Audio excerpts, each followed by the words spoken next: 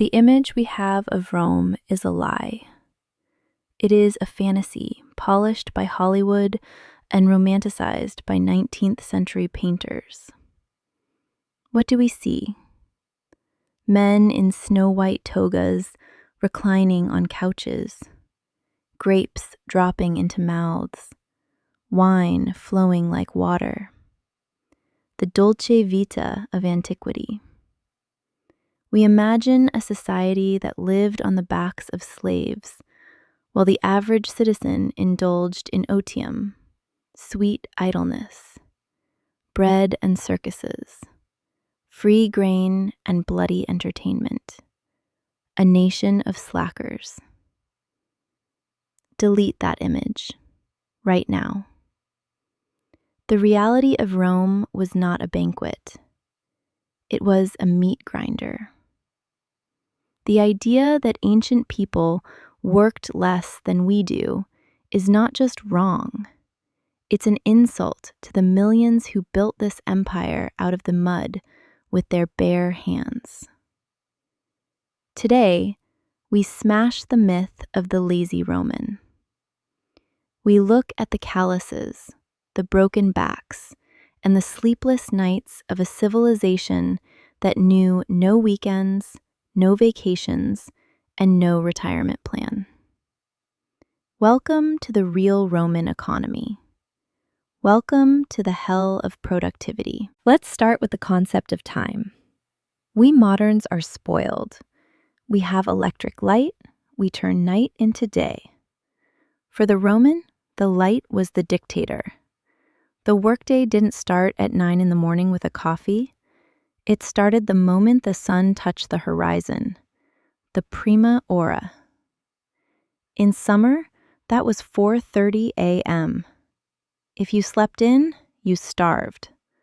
The Roman hour was flexible, but work was not. Craftsmen, shopkeepers, day laborers, they all flooded the streets before the dew had even dried. There were no time clocks, but there was the relentless pressure of survival.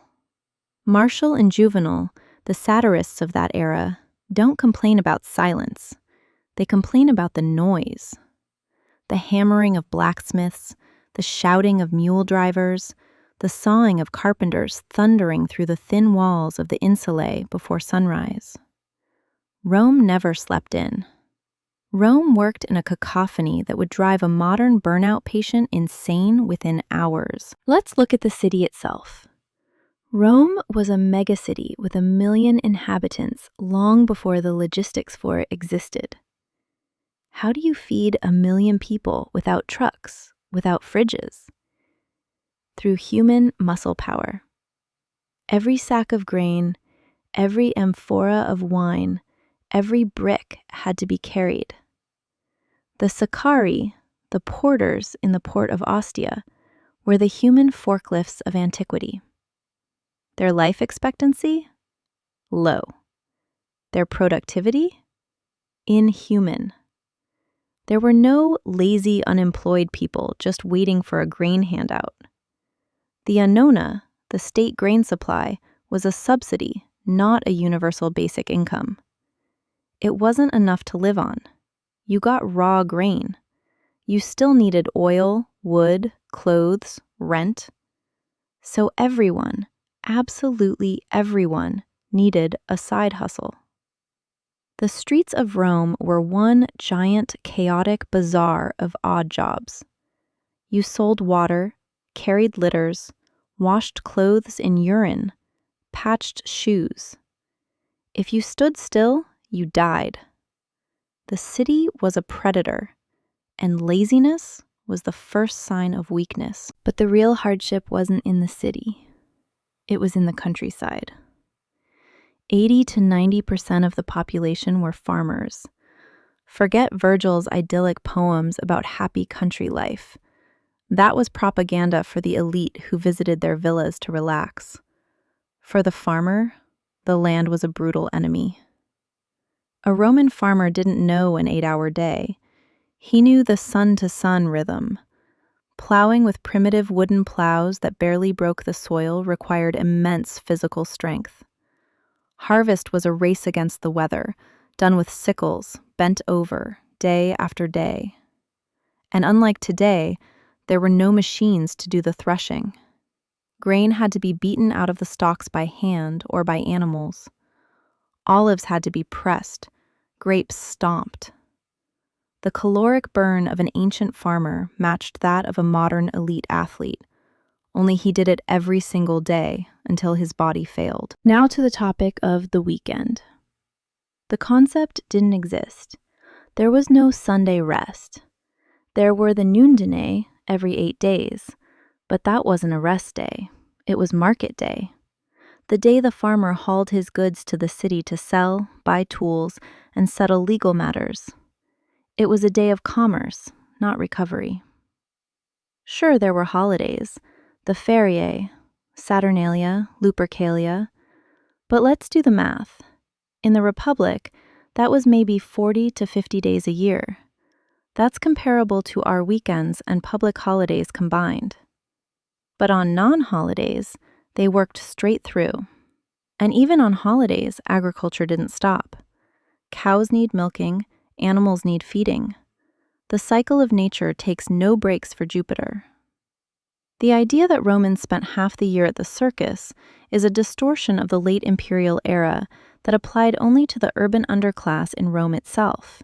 And even then, it's questionable. Let's talk about slavery. The standard argument is, why would free Romans work? They had slaves. That is a fundamental economic fallacy. Slaves didn't make work obsolete, they made it cheaper. That meant the free worker had to compete with slave labor. If a rich contractor had slaves who could build a wall, the Freemason had to be either faster or better, or he had to be willing to work for starvation wages. Slavery didn't generate idleness among the masses. It generated a hyper-competitive labor market. The free Roman had to prove himself every day. He had to be productive to justify his existence against a speaking machine, the slave. This didn't create laziness.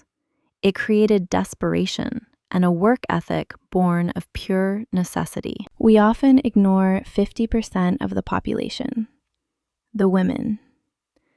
In classical history, Roman women sit at home weaving wool. Lanam fecit, she made wool, is written on tombstones. Sounds cozy? Wrong. Textile production in antiquity was an industry outsourced to the household. Spinning and weaving were extremely time-consuming. To make a single toga required hundreds of hours of labor. Women often managed complex households, kept the books, directed slaves. But they also worked outside. In Pompeii, we find women as merchants, innkeepers, moneylenders, even doctors. The lower-class woman worked side by side with her husband in the workshop or on the field. The idea of the housewife who only watches the kids was a luxury only the upper class could afford. Let's look at construction. We admire the Colosseum, the Pantheon, the aqueducts. We say, wow, what engineers. But we forget the muscles. These structures were built without hydraulics, without steam engines, without combustion engines. Every stone of the Colosseum was hewn, lifted, and set by human hands. We are talking about millions of tons of material. Travertine from Tivoli, marble from Carrara, granite from Egypt. The logistics chain was a masterpiece of efficiency. Quarries worked on piece rate. Transport ships sailed with mathematical precision. Cranes, powered by tread wheels where men ran like hamsters, lifted loads that today would require mobile cranes. This was not the work of lazy people. This was a civilization that had optimized human performance to the absolute breaking point. They built for eternity, and they paid for it with their bodies. Another myth, the otium of the elite. We think senators just lay around philosophizing, but otium wasn't doing nothing. It was time for intellectual work. The opposite was negotium, no otium, meaning business.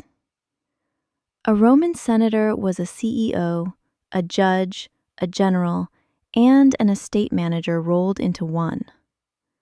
Cicero wrote more letters, gave more speeches, and read more books than most modern intellectuals do in a lifetime. Pliny the Elder worked so obsessively he had people read to him while he was in the bath so as not to waste a minute. He barely slept. The Roman elite defined themselves by dignitas, dignity. And dignity was achieved through performance, through service to the state. A senator who was truly lazy was politically annihilated. The competition at the top was murderous. If you didn't perform, you were ousted by the next ambitious family. The army, the ultimate work machine. A legionary was primarily a construction worker who happened to know how to kill. Marius's mules, they called themselves, because they carried all their own luggage. 30 to 40 kilograms of gear. Marching every day, 30 kilometers. And at the end of the march, rest? No. Every evening they built a fortified camp, digging ditches, piling up ramparts, setting palisades. Every single damn evening. And the next morning, they flattened it again. Roman roads, bridges, canals, most were built by soldiers. The discipline was draconian. Laziness was beaten out of backs with the centurion's vine staff. The Roman army conquered the world not just because they fought better, but because they outworked every opponent.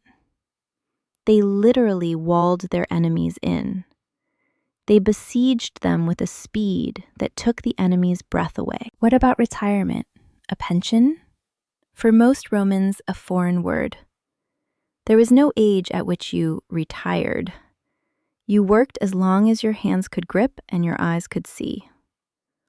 Old men worked as gatekeepers, consultants, craftsmen. Old women spun wool until their last day. Retirement was a privilege for veterans after 25 years of service, or for the super rich elite. For the masses, not working simply meant not eating. There were no social safety nets beyond the family. Children were your pension insurance. If you had no children, or they died, you worked until you dropped. The concept of the golden years as a time of sweet idleness is a modern invention. The Roman citizen was productive until death. So when we look back at ancient Rome, we should stop being arrogant. We see ruins and think of romance, but these ruins are monuments to a brutal, tireless work ethic. The lazy Roman is a myth invented by moralists who feared the decline of morals and perpetuated by us because we like to feel superior. In truth, Rome was a high-pressure chamber of productivity, a society that created infrastructure which still stands today without modern technology.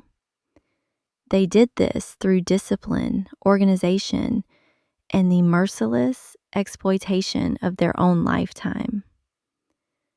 If you come home tired today after 8 hours in the office, think of the Roman baker who stood at the oven since midnight.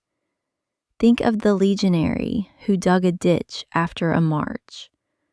Rome wasn't built in a day, and certainly not by people who slept until noon.